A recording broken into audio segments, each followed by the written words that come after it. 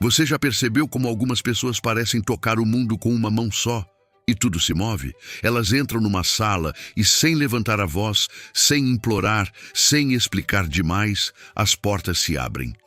O curioso é que por trás desse magnetismo quase nunca existe sorte. Existe método, existe alavanca. E é exatamente disso que trata a Lei número 7 de As 48 Leis do Poder, de Robert Greene. Faça os outros trabalharem por você, mas fique com o crédito. Parece frio quando dito assim, eu sei. Parece injusto, parece até vilão de filme. Mas respira comigo e escuta com atenção.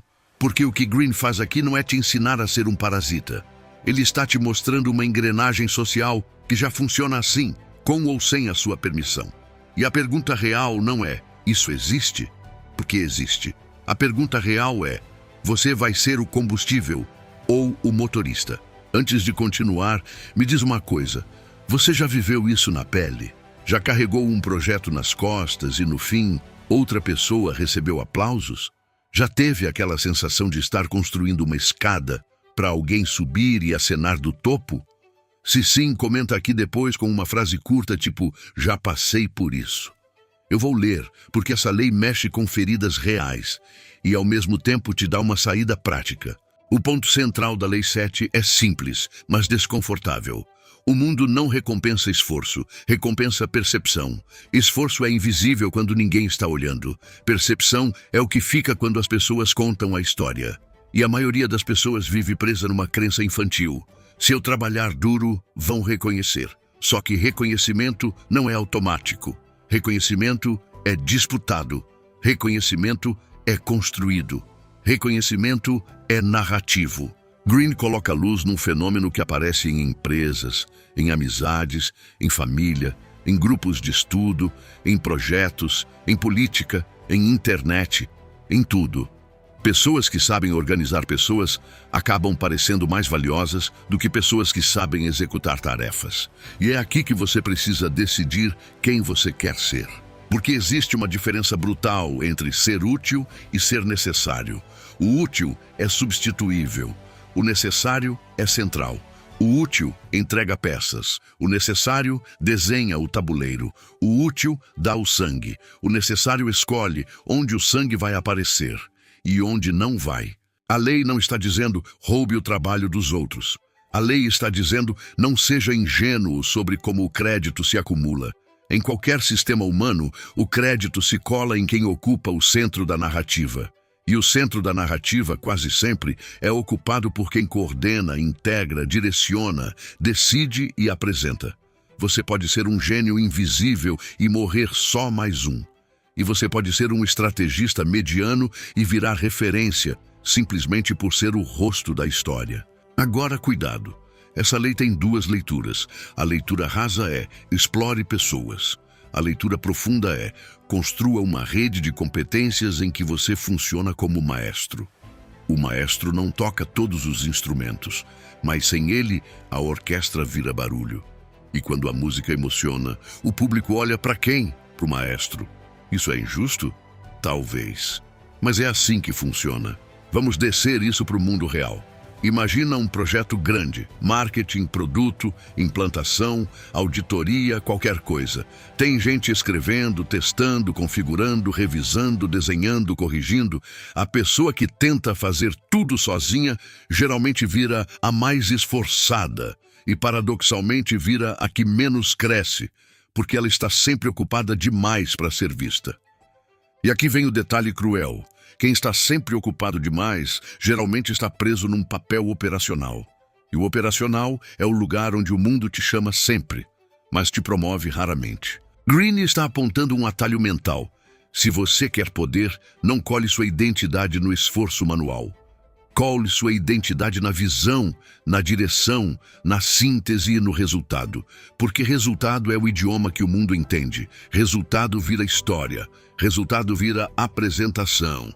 Resultado vira post, resultado vira promoção, resultado vira autoridade. E nesse momento, eu quero te pedir uma coisa rápida. Se isso já está fazendo sentido, deixa o like agora. Não por mendigar like, Mas porque isso ajuda o vídeo a alcançar pessoas que estão presas no modo trabalhar até quebrar, achando que isso é estratégia. E se você curte esse tipo de análise psicológica, se inscreve no canal, porque as próximas leis vão aprofundar ainda mais esse jogo invisível. Agora, vamos falar da moral por trás disso, porque aqui muita gente se perde. A pergunta ética é certo ficar com crédito? E a resposta madura é: depende de como você constrói o sistema. Se você usa pessoas como ferramentas descartáveis, você colhe um tipo de poder curto e venenoso, porque ninguém permanece ao lado de quem drena e nunca devolve. Mas se você aprende a coordenar talentos, a criar oportunidades, a colocar pessoas em posições onde elas crescem, enquanto você assume o palco, a responsabilidade e a direção, então você está fazendo o que líderes fazem há milênios. A própria vida funciona assim. Nenhum grande projeto humano é solo. Todo império, toda empresa, toda revolução tecnológica foi feita por milhares de mãos. Mas a história lembra de poucos nomes. Isso não acontece por acaso. A história tem preguiça. O público tem preguiça. A sociedade precisa de símbolos. E se você não entende isso, você vira o trabalhador invisível do sonho de alguém. Então vamos transformar essa lei em prática. E eu vou te dar um mapa mental com alguns princípios. Sem subtítulos, sem pausas, como um papo direto. Mas presta atenção, porque alguns trechos aqui podem mudar o jeito como você se posiciona para o resto da vida. Primeiro princípio: não se apaixone por fazer. Apaixone-se por fazer acontecer. Quem se apaixona por fazer vira escravo do próprio talento, porque quanto melhor você faz, mais o mundo te entrega. Mais tarefas, e aí você vira indispensável no pior sentido, indispensável demais para sair daquele lugar. Você vira a pessoa que resolve, mas não decide, e quem resolve muito sem decidir vira peça. Peça é trocada. Peça é substituída. Peça é esquecida. Fazer acontecer é diferente. Fazer acontecer é desenhar o objetivo, dividir o problema, alocar recursos, escolher pessoas, alinhar expectativas, remover obstáculos e garantir que o resultado apareça. Fazer acontecer é coordenação, e coordenação é poder. Porque coordenação exige visão do todo, e quem tem visão do todo, controla o todo. Segundo princípio: o crédito se conquista antes do resultado, não depois. A maioria tenta ganhar crédito depois que entregou. Só que quando o resultado aparece, a narrativa já está pronta. A sala já escolheu o herói. A gestão já escolheu o nome. O mundo já escolheu a foto. Se você quer crédito, você precisa plantar sua presença em pontos estratégicos do processo. No início, quando a ideia nasce. No meio, quando as decisões são tomadas. E no fim, quando o resultado é apresentado. Isso não significa virar alguém que fala e não faz. Significa ser alguém que aparece nos momentos certos. Porque o mundo é assim. As pessoas lembram mais de quem abre o caminho e de quem fecha com chave de ouro, do que de quem suou no meio do percurso. Você pode achar isso injusto, mas é uma lei de memória, uma lei de atenção, uma lei psicológica. Terceiro princípio: o crédito gruda em quem assume a responsabilidade. Existe um paradoxo. Muita gente quer crédito, mas foge de responsabilidade. Só que crédito sem responsabilidade é frágil. Agora, quando você é a pessoa que diz "deixa comigo" e aparece quando dá errado e quando dá certo, o sistema começa a te enxergar como pilar. E pilar recebe crédito porque pilar sustenta o peso.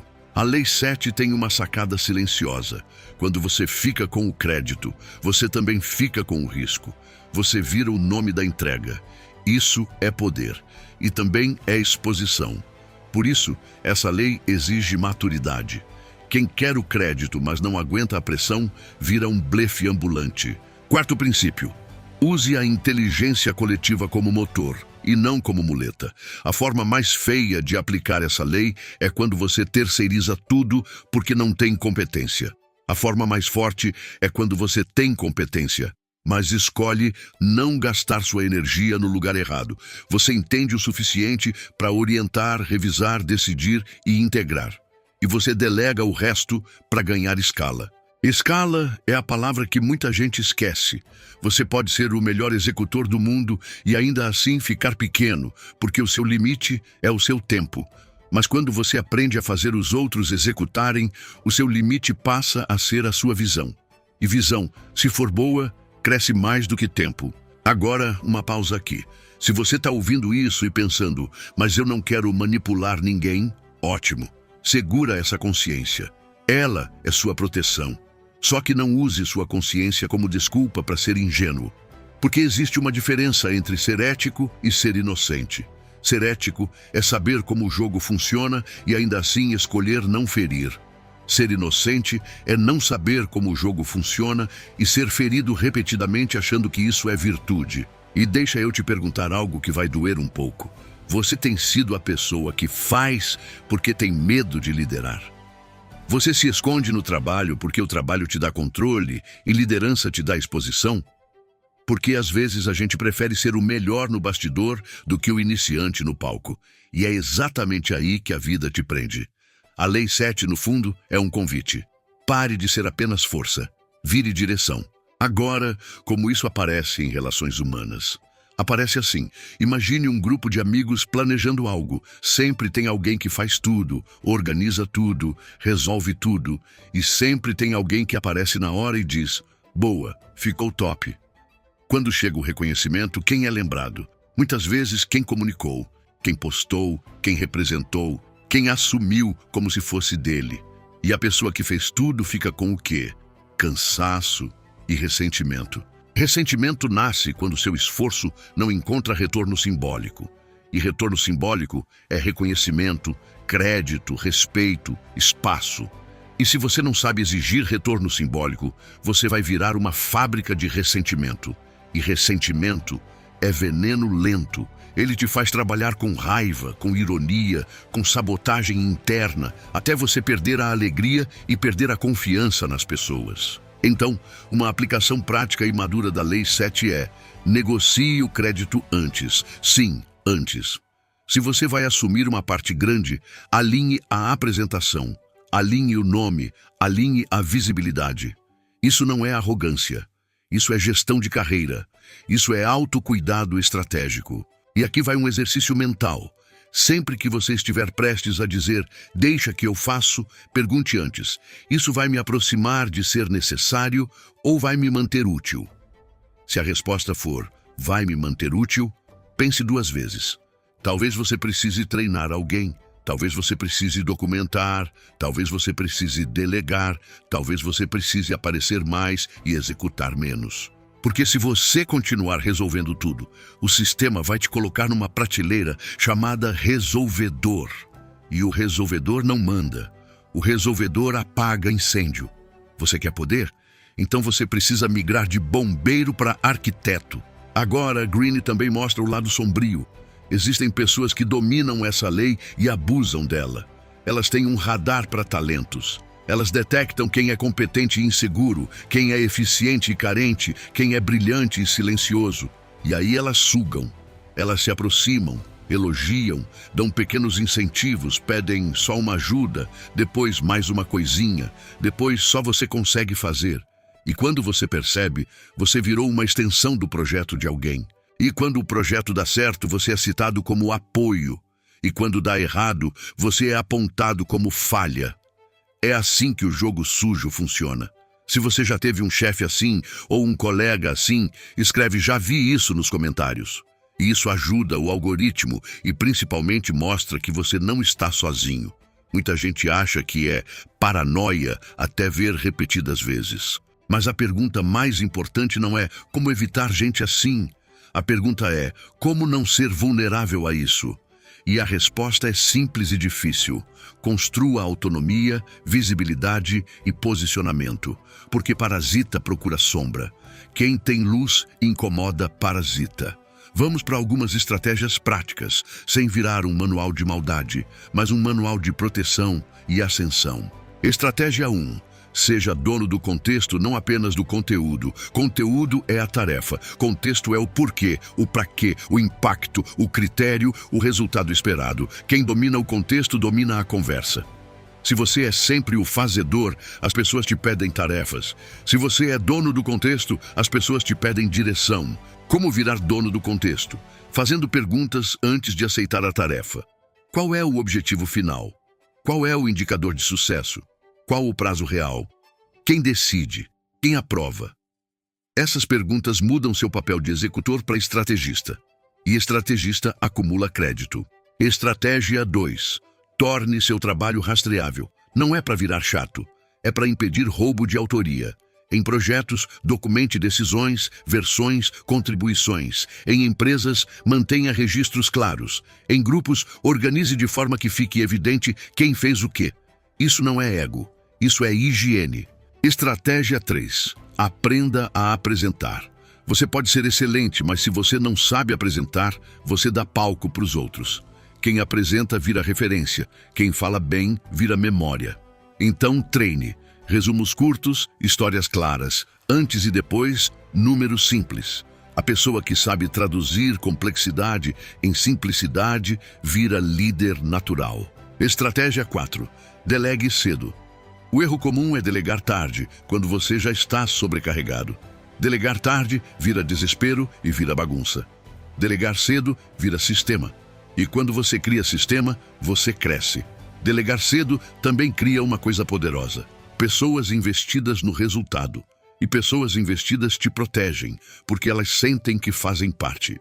Estratégia 5. Crie uma assinatura. Uma marca pessoal dentro do seu ambiente. Pode ser um método, pode ser um padrão, pode ser uma forma de entregar. Quando as pessoas começam a associar, isso tem a cara de você, o crédito vem mais fácil. Porque crédito é associação. E agora, eu quero puxar você para um ponto mais profundo. Porque essa lei funciona psicologicamente. Porque o ser humano tem uma tendência natural de simplificar o mundo em personagens.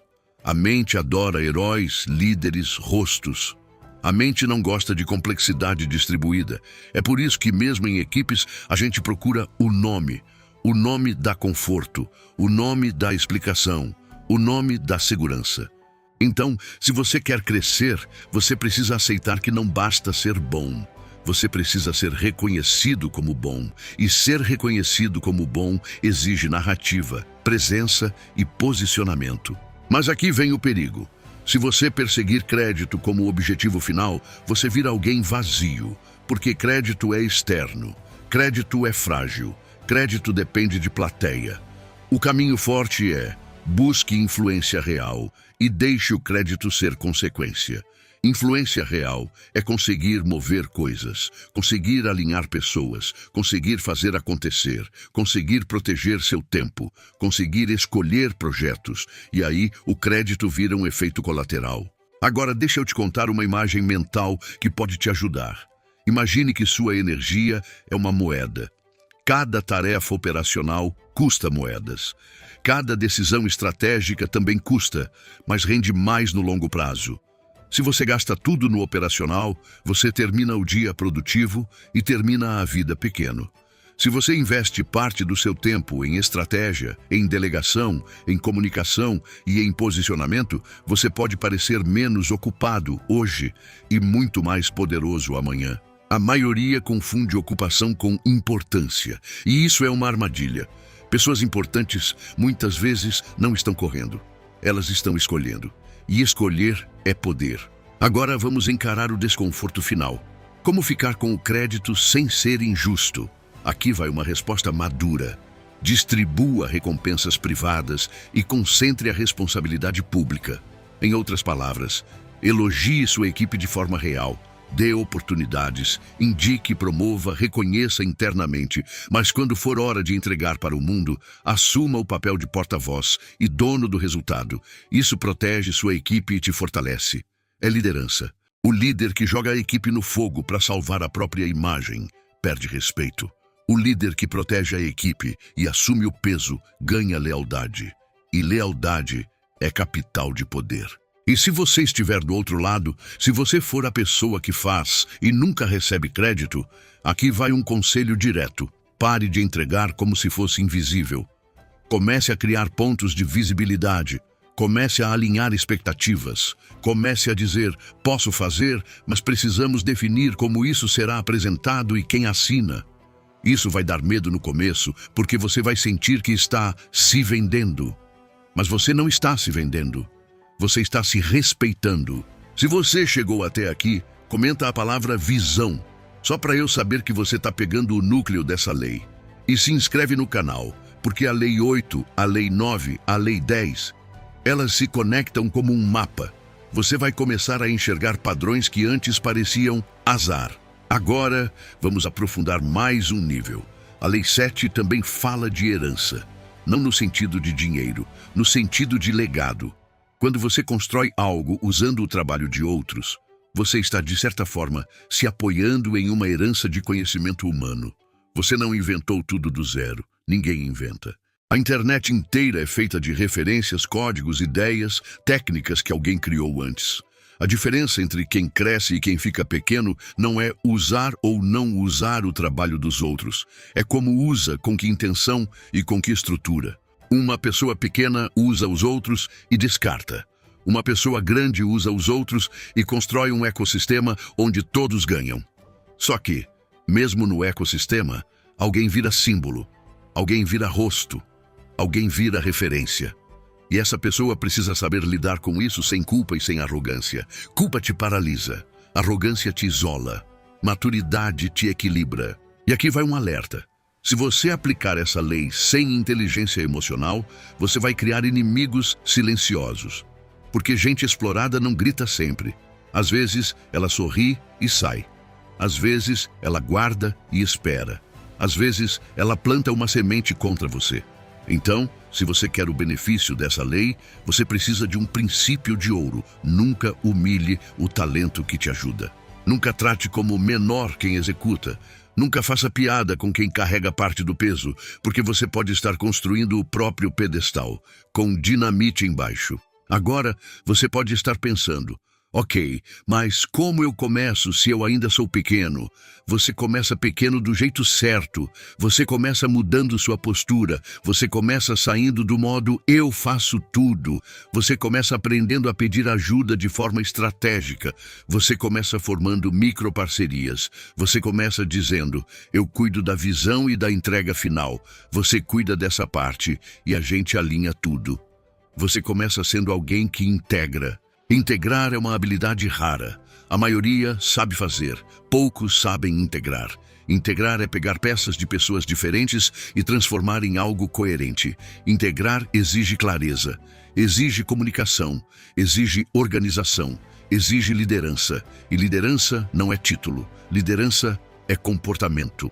Vamos trazer isso para uma cena mental. Imagine dois profissionais igualmente competentes. Um resolve tudo sozinho e vira o cara do operacional. O outro resolve parte, mas cria um pequeno time, define processos, apresenta resultados, comunica valor, assume responsabilidade. Em alguns meses, quem vai estar sendo visto como pronto para próximo nível? O segundo, porque ele já está operando no nível seguinte. Ele está agindo como líder antes do cargo. E o mundo promove comportamento, não promessa. Agora, um ponto final e profundo. Por que essa lei incomoda tanto? Porque ela toca numa ferida de identidade. A gente quer acreditar que o mundo é justo, que esforço é recompensado, que quem merece, vence. E às vezes vence, mas não sempre. E quando não vence, a gente entra em crise. Ou a gente vira cínico, ou a gente vira estratégico. A Green te oferece estratégia, não para destruir sua humanidade, mas para impedir que sua humanidade seja usada contra você. Porque gente boa demais, muitas vezes, vira vítima de gente esperta demais. E o objetivo não é virar gente esperta demais. O objetivo é virar gente boa com inteligência. Então eu vou fechar esse roteiro com uma pergunta que você precisa levar para a sua vida. Onde você está gastando sua energia hoje? Você está gastando sua energia para provar que você é capaz? Ou para construir uma posição onde não precisa provar o tempo todo? Se você está sempre provando, você está embaixo. Se você está escolhendo, você está em cima. A Lei 7, no fim, é isso. Saia do lugar de combustível e vá para o lugar de direção. Use a força coletiva com respeito, com estrutura e com visão. Não se esconda no esforço. Não confunda suor com destino. E, principalmente, não deixe o mundo escrever sua história sem você. Obrigado por nos acompanhar até aqui. Se esse vídeo te deu um estalo, faz 3 coisas rápidas. Curte agora para sinalizar para o algoritmo que isso tem valor. Comenta o que mais te marcou, nem precisa ser longo. Uma frase já basta. E se inscreve no canal, porque essa série das leis vai te dar um mapa inteiro de comportamento, poder, psicologia e estratégia. E lembra, não é sobre virar frio, é sobre virar lúcido. Porque no jogo da vida, quem não entende o tabuleiro vira peça, e quem entende vira jogador.